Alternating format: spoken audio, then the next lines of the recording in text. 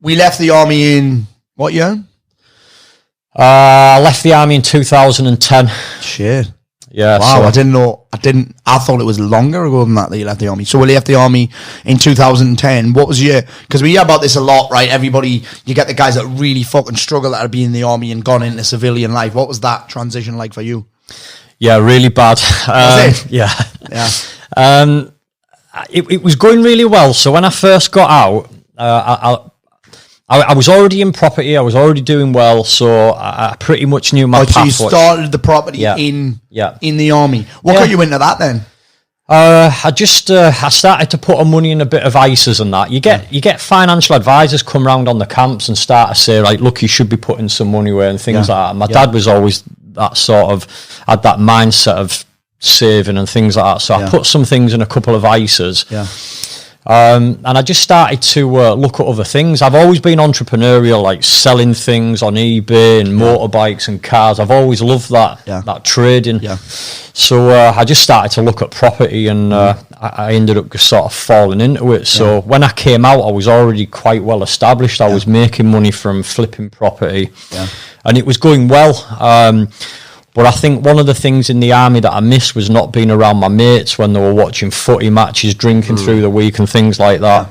Yeah. And I went down that road. I basically started to drink, and I got to the point where I was going out 5-6 nights a week. Yeah. And I just spiraled. My granddad died, which was the trigger for me, and I know that now.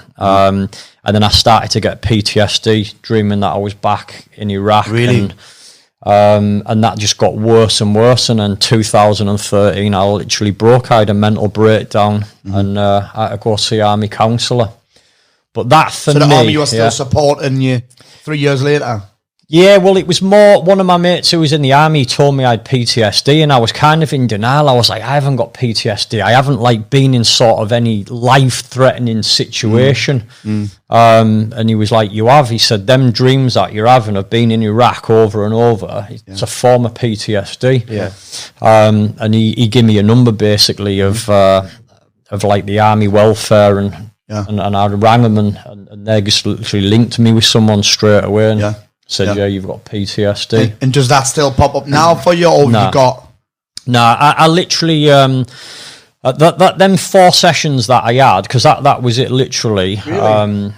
I cried my eyes out every single session. Yeah. So I was just obviously burying all that shit. And I've always been like that with my emotions anyway, of suppressing them. And for me, it just all came out, the whole lot. I think that emotional release as well, of like actually crying. It's a physical. It's a physical. You know an amazing analogy I heard. It was in this book called "Why Good People Do Bad Things" by Debbie Ford. An analogy I heard about these emotions was that it's like when you're on a holiday in a pool and you push a beach ball under the water, you push it down and there's pressure pushing back at you, and it's fine until you like the angle changes a little bit, then all of a sudden you fucking explodes, and the beach ball comes up, there's fucking water all over the place. That's one of the best descriptions I've heard of, like particularly men's emotions. We push it down and we push it down, and all of a sudden it'll just fucking come out and cover everyone in shit.